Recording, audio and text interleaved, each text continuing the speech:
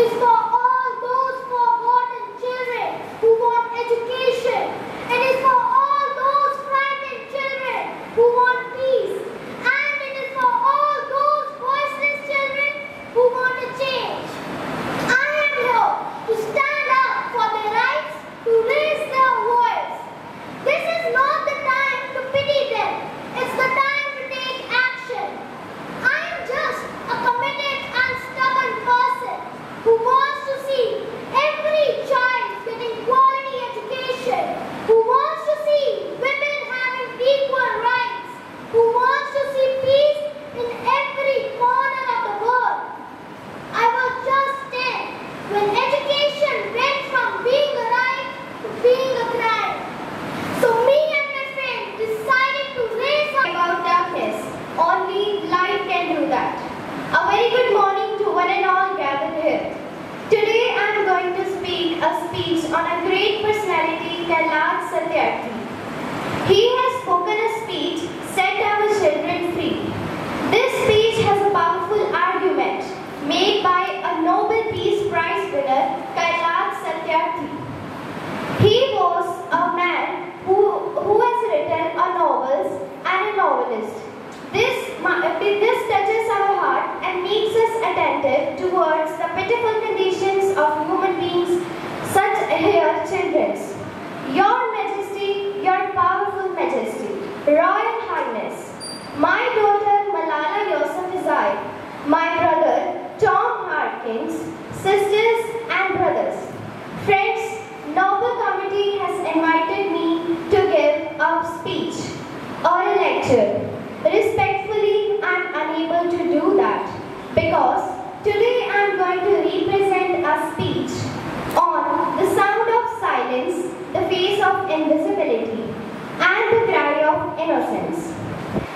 The year was 1963. An iconic speech delivered by Martin Luther King Jr. marked the day in history as the greatest demonstration of freedom in America.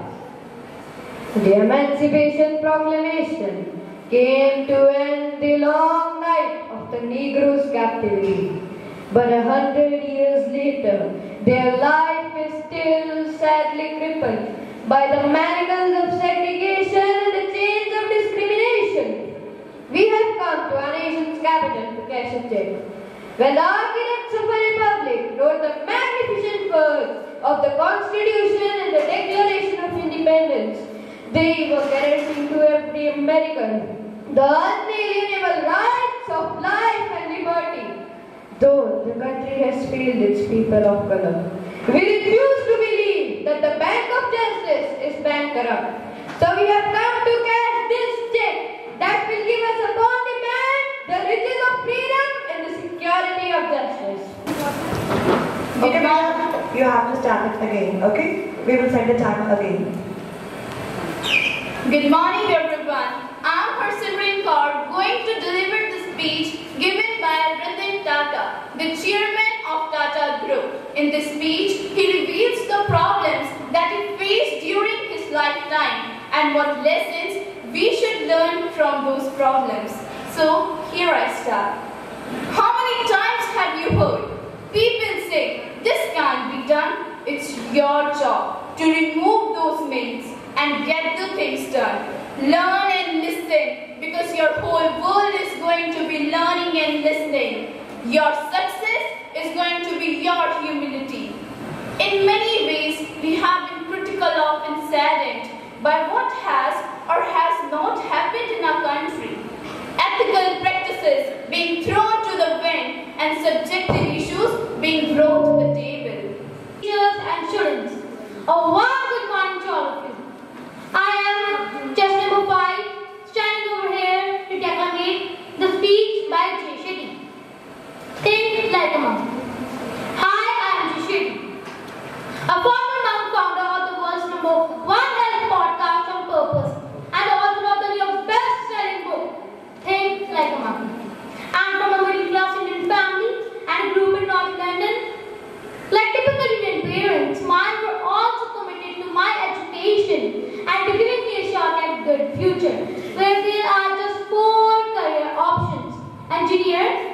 doctor, lawyer, or failure. And as per the definition, I'm a failure centered point of view. While I was in school, I got heavier as a child and I was badly bullied for that. Distressed, I started mixing with the wrong crowd and became involved in bad stuff. Experiment comes with a message that the God is not dedicated to man yet. A very good morning to one and all present over here. I am Asisc and I am here to share my views on the topic, the famous personality, a great Indian poet, Rabindranath Tagore. As I mentioned earlier, Rabindranath Tagore was undoubtedly a great Indian poet. He was born on 7th May 1861 at Josanga, Kolkata. He belonged to a rich agricultural family. His parents were Maharishi Rabindranath and Sharda Devi. He completed his education at home and never attended a school. He attained the joy of writing poems and novels at the age of 14. At the time, his mother died at 1875. By this, we get a great Indian poet of our nation. He went to England to study law and come back to India in 1878 and started his career as a poet and a writer. He translated his work largely into English at the time he was in England. Good evening, everyone. I stand here today to talk about one of the inspirational personalities of the world. And I am very proud to say that the personality is a woman. And I am even more proud to say that she is an Indian. She has inspired not only Indians, but millions of people across the world. Passion, compassion, and devotion were the qualities of that iconic personality. Humanity, charity, and simplicity were the strengths of their terrific personality. Well, ladies and gentlemen, I am here.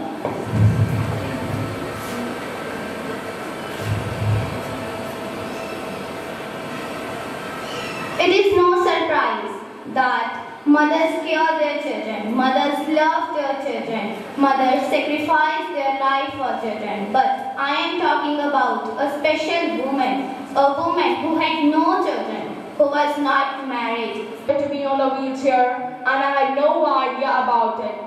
Can I stop worrying about the things and the people that I've lost? The things and the people who are meant to be with me are with me. And sometimes somebody's absence makes you a better person. Cherish your absence. I always say that people are so lucky they don't even realize. You must be thinking, okay, you are lucky in what sense? Well, that the breath that you just took was a blessing. Embrace it. Celebrate your life. Don't die before your death. We all die. We have this one routine of a day for 75 years and we call it life. No, that's not life.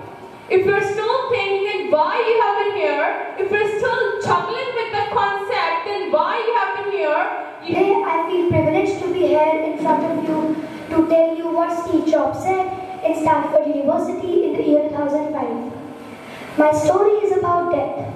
When I was 17, I read a quote that went something like, if you live each day as if it is your last, someday you'll most certainly be right. It made an impression on me, and since then, for the past 33 years, I have looked in the mirror every morning and asked myself, if today was the last day of my life, would I do the things which I am about to do today? And whenever the answer has been no, for too many days in a row, I knew I need to change something. Remembering that I'll be dead soon is one of the most important tools that I've encountered to help me make the biggest choices of my life. Because Abdul Kalam, that what is knowledge? According to him, knowledge is equal to creativity, courage, and righteousness. Learning makes you creative. Creativity leads to thinking. Thinking provides knowledge, and knowledge makes you great. Then where is the beauty in the character? The beauty in the character is harmony in the home. When there is harmony in the home, there is order in the nation. When there is order in the nation, there is peace in the world. So what do you get that? That the peace in the world is come from the very first point, that is righteousness in heart. So, in this universe, course, you have each and every facility. But if you build the righteousness in your heart, then you will become the most young, lighted citizen of your nation. With this, we are over with our second component, that is great. A very warm and pleasant morning to all present here. Today, I am standing in front of you to declamate on the most important topic of our society, known as gender equality. Gender equality means giving importance to all our genders. There were not discrimination among any male or female. They both should provide equal opportunities. We should give proper opportunities to all genders. As we are in the 21st century, can we see that proper opportunities are given to all genders?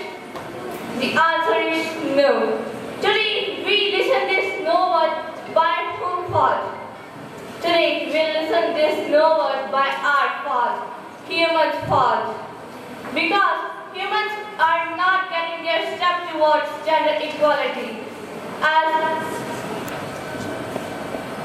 Carry out a random act of kindness with no expectation of reward, so you can acknowledge that one day someone might do the same for you. With these lines, I, Gurdaspur, wishing you a very prosperous morning to everyone present over here. Today, I'm here to present a declamation on a very famous personality, or you can say an international icon. Yes, I'm talking about Princess Diana. Can you tell me who was Princess Diana? Who was she? Okay, she was a princess of Wales and a philanthropist.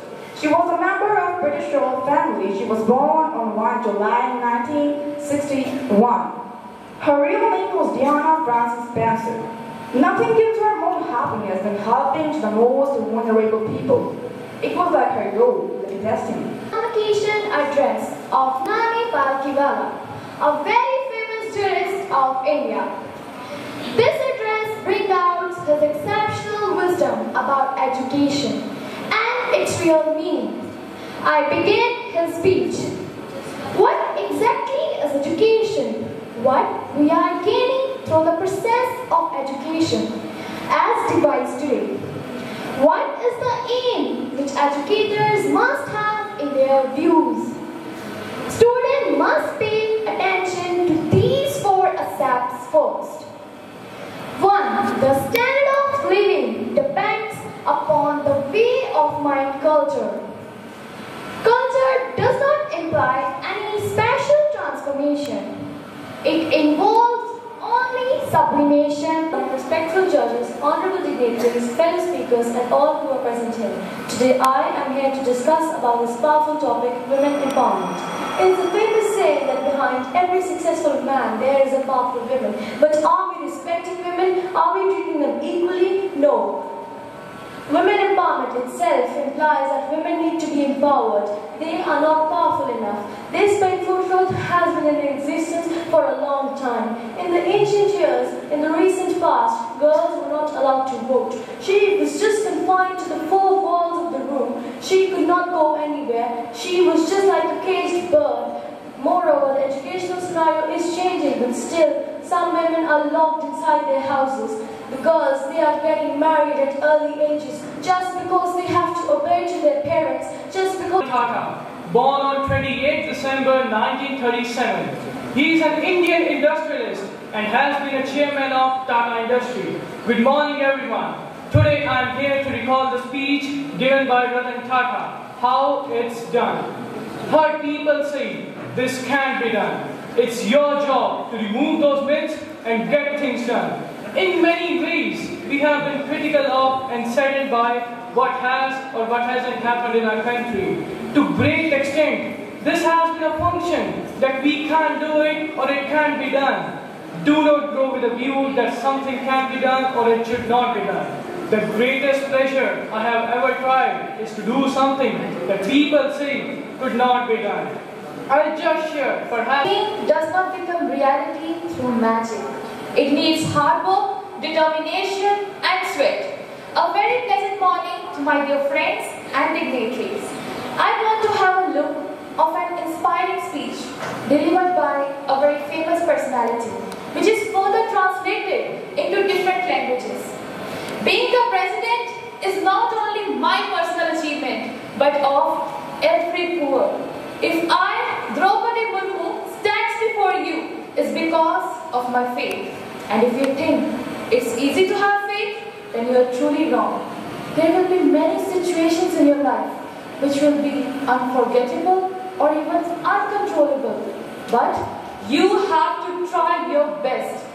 As a tribal, I faced many defeats, many struggles in my life. What is education for you? For me, it was just a dream. I never expected that I would ever be provided with a good... Good morning, everyone. Today I am here to deliver an iconic speech by the 11th President of Independent India and the Missile Man, Dr. APJ Abdul Kalam, my vision for India. I have 3 visions for India. In 3,000 years of our history, people from all over the world have come and invaded us, captured our lands, and conquered our minds. From Alexander onwards, the Greeks, the Turks, the British, the Mughals, all of them came and looted us and took over what was ours. Yet, we have not done this to any other nation. We have not conquered anyone. We have not grabbed their land, their culture, their history, and enforced our way of life.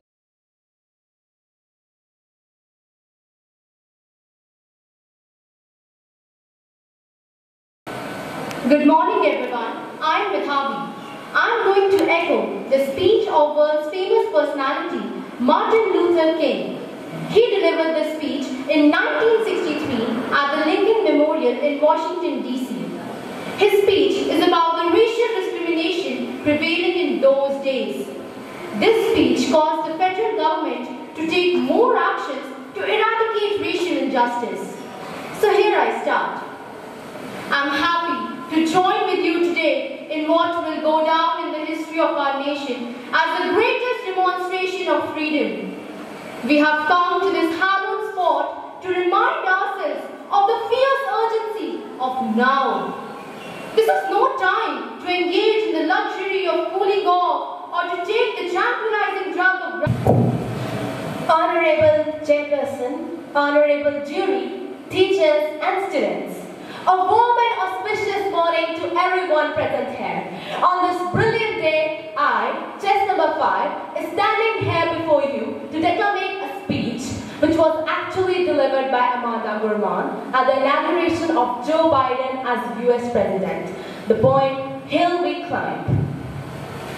When the day comes, we ask ourselves, where can we find the light in this never-ending shade? The loss we carry, a sea we must wade. We've braved the belly of the beast. We have learned that the quiet isn't always the peace. And the norms and notions of... I told you that my topic is related to something that always in your hands or always in your pockets. You will get what I mean. So, imagine being born in an era where technology is a second nature for us. I didn't see the drastic change the way technology have impacted our life. I have become accommodated to checking emails on my phone, FaceTiming my friends, wanting to discuss my school work, or just scrolling on Insta. So, after that, when I get to know about its pros and cons, it affected me a lot. So, good morning to everyone. I am... Cheers and my dear representatives. My heartfelt greetings to all of you. Today, I'm present here to echo the words of Martin Luther King Jr., who was one of the prominent leaders in civil rights movement in America from 1955 until his assassination in 1968.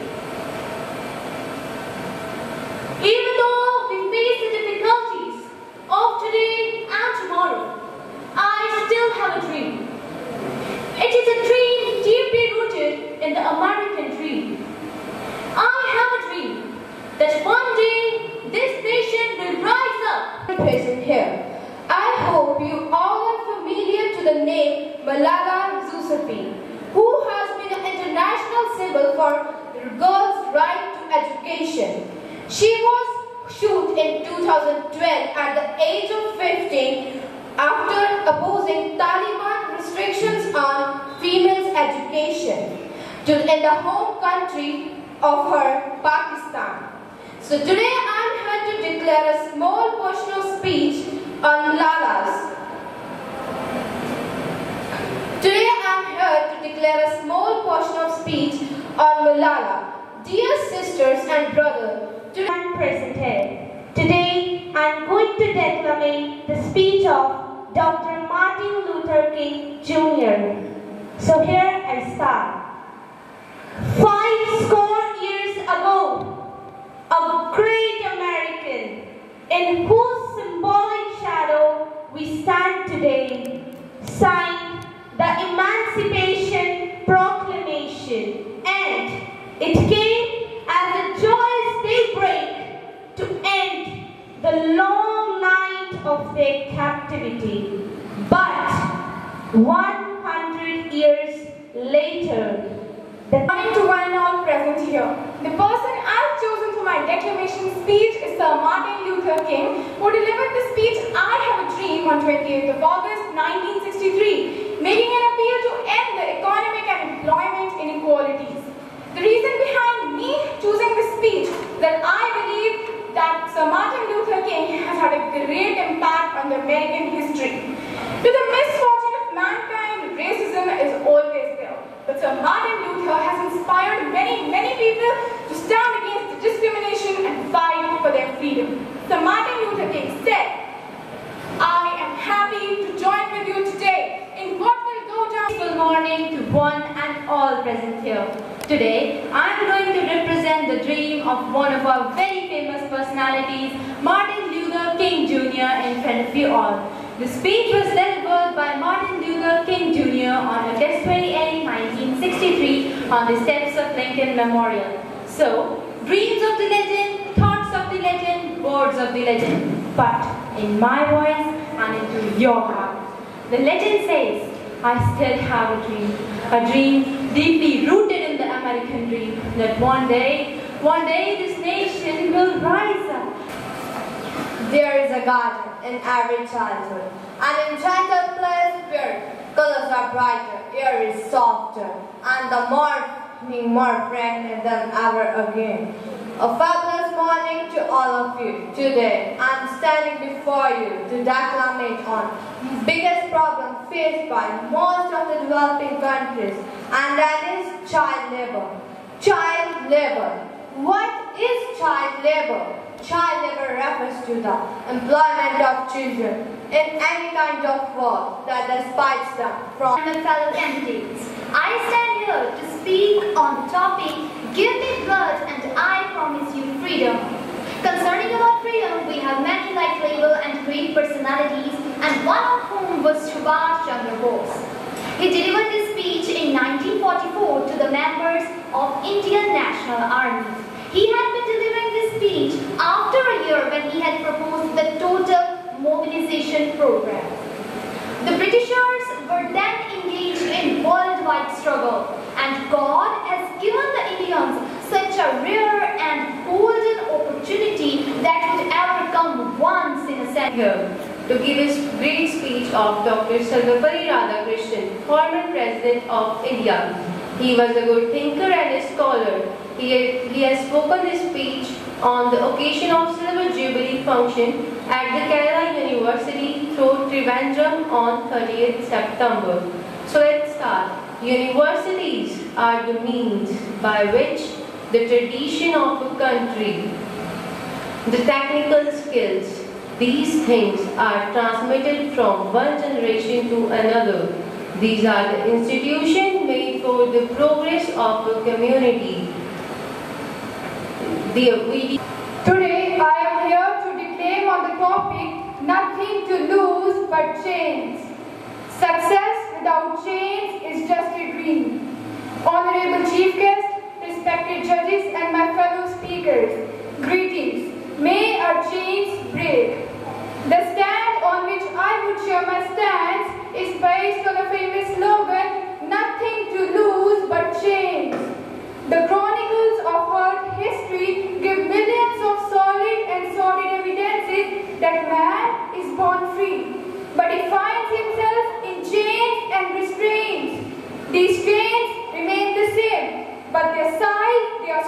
I never thought to be an astronaut. When I was little, grown-ups asked me what I wanted to be when I grew up. I answered where my motor grew. Shopkeeper, bookseller, teacher, it changed often. Water had a huge attraction for me. I was a water baby since childhood. Perhaps my friends thought that I would be a swimmer, but life had some other plans for me. When I was growing up, I remember watching on television the first man walk on the moon. And when I saw him, I thought to myself, so cool to walk on the moon. But I didn't think about it for a long time in my life. Without unity is not a strength. A very manpower without unity is not a strength. A very delightful morning to all the dignitaries and my worthy competitors present here. I stand before you to speak a speech on how to make India strong, delivered by Sardar Vallabhbhai Patel ji on 23rd Feb 1949 at Madras. You want me to talk to you in English. I shall obey your command, but take it as me that you will also have to speak in our own national language. If you do not obey that, then you will drag the country backward. We have to... Honorable audience, I'm humbled by your presence. It's my honor to speak in front of you all. Today I, S3, is here to declamate speech by the Iron Lady of Pakistan, Muniba Mazari. There are some incidents that happen in our life, and those incidents are so strong that they break you physically. They deform your body, but they transform your soul. Those incidents are so strong that they change your DNA. Those incidents break you. Good morning, everyone. I'm Pranati Saini, going to echo the speech of Emmeline Pankhurst, a British activist who organized women's suffrage movement in United Kingdom. She shaped an idea of objects for our time and shook the society into new pattern from where there could be no going back. Emmeline Pankhurst delivered this speech at Hartford, Connecticut on November 13, 1930. So here I start. Tonight, I'm not here as to advocate women's suffrage. I'm here as a soldier who has temporarily left the battlefield in order to explain it. Because I'm a woman. On the account of End Violence program by the UNICEF and the Love Myself campaign by the BTS.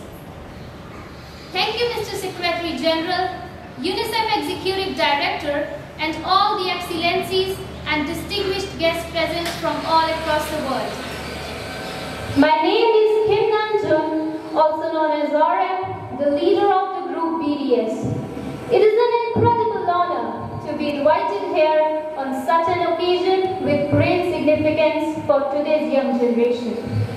Last November, BDS launched the Love Myself campaign, building on a belief that true love first begins by loving myself. Very morning to you all present over here. Today, I am Asisc going to share my views on the topic learning beyond the classroom. Textbooks, classrooms, schools are provided for education. But the fact is, does they provide us real education? According to my perspective, we get real education beyond our classroom sometimes. From our family, from our friends, and many more people. Do you know how I improved my communicative skills? I was not able to communicate with people very easily. See the gender on an equal spectrum, rather than to identify it as two different non-ideals. I request our men to please take up this mantle. Come on, take up this mantle so that your daughters, sisters, mothers, and wives could be free from this prejudice. You want to see them happy, right? Honorable judges, respected teachers, and my dear fellow competitors. A very good morning, all of you. Today, I am here to vocalize the voice of Emma Watson. who is not just an actress, but a... Greetings and salutations to all. Today I am here to melt and deform your hearts with the most inspirational speech entitled, "We all are perfectly imperfect." Well, I'm running short of words right now, but I cannot afford this because I have to speak. It's a story of a woman whose imperfectly perfect life made her who and what she is today. It's a story of a woman who, in pursuit of her dreams and aspirations, made people realize that if you think your life is hard and you're giving up on that. Honorable judges, respected teachers, and my fellow friends, good afternoon to you all. I'm here to declaim the speech of a very motivational speaker, Ramona J. Smith. Life will sometimes feel like a fight. The punches, the jabs, and the hooks will come in the form of challenges, obstacles, and failure. Yet, if you stay inside the ring and learn from your past fights, at the end of each round, you will be still standing. Judges, teachers, my friends, can you just think of a time when life... If you fill your minds with positive thoughts, the life of yours will start to change. A very sweet good morning to all over here. And I am going to speak on the behalf of topic, the famous personality who inspired us the most. She was 18 years old when she got married. She belongs to a very conservative family, a beloved family where good daughters never say no to their parents. Yes, I'm talking about the famous personality, the Iron Lady of Pakistan named Muniba Mazari, who is famous for his motivational speeches. She is going to speak on the famous speech that Jawaharlal Nehru, an eminent personality of India, delivered on the midnight of 14 August 1947. Long years ago, we made a trust with destiny as now the time comes when we shall redeem our pledge, not wholly or in full measure, but very substantially.